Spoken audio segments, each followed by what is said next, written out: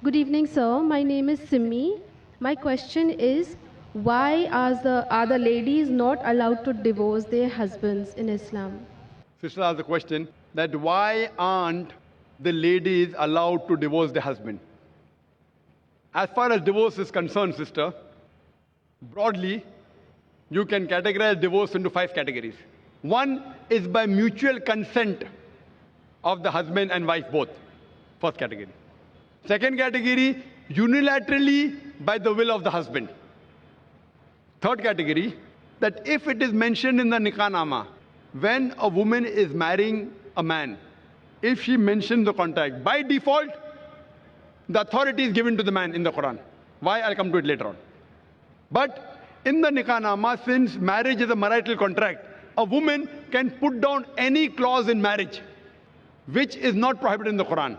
She can even say that I do not want my husband to take a second wife, because marrying more than one wife is not compulsory in Islam. If the boy agrees, he marries, otherwise they don't marry. She finds a new boy and he finds a new girl. But she can put the clause that I do not want you to take a second wife as long as I am alive. But you cannot put a clause which is against the Quran. You can't put a clause saying I don't want you to offer prayer, because offering salah is compulsory.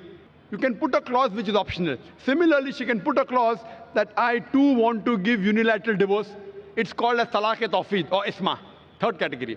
Fourth category is if she does not mention in the clause, but yet she wants divorce, she can request the husband, I don't want to stay with you. She can request the husband to give divorce. That's called as qala.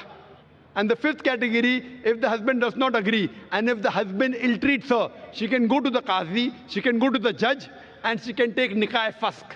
That means nullification of the marriage. If the husband ill-treats her, does not give her her rights, she can go to the judge and she can nullify the marriage. So even a woman can take divorce. But under normal circumstances, the man has been given the authority. Why? Because in marriage, the person who's the loser is the man, not the woman. The woman gains. If you heard my talk last week on last Saturday, in the talk, Women's Rights in Islam, Subjugated or Protected, I mentioned that during marriage, the woman is on the receiving side. The Quran says in Surah Nisa, chapter 4, verse number 4, that give to the woman in marriage a marital gift, mahr. In marriage, it is the husband who gives to the would-be wife an amount, a mahr. And mahr can be any amount. So imagine, before she's married, it is the duty of the man, duty of the father and the brother. After she's married, it is the duty of the husband and the son to look after lodging, boarding, clothing, all financial aspects. And if divorce takes place, it is the duty of the parents to look after her. If not the parents, it's the duty of the society to look after her. If not the society, it's the duty of the Islamic State to look after her. So she's financially secured.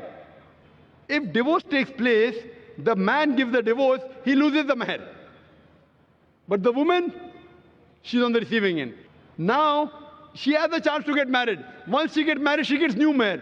And the man, when he has to marry another woman, he has to give new mahr. If the full authority is given to the woman keeps on marrying and divorcing, then she will keep on gaining money. Who's the loser? Is the man. So Almighty God even protects the man's status. Otherwise, I have to give a talk on man's rights in Islam. Because if a divorce takes place, man is more of a loser than a woman, financially and otherwise. Woman gets protection from the family, from the society, from the state. Man doesn't. So because of that, Allah Almighty God has secured the man. But yet if the woman wants, she can mention in the marital contract, she too can give divorce. Or she can request divorce from the husband called as kula. Or if the husband ill-treats, she can go to a judge and she can nullify the marriage, which is called as nikah-e-fask. Hope that answers the question.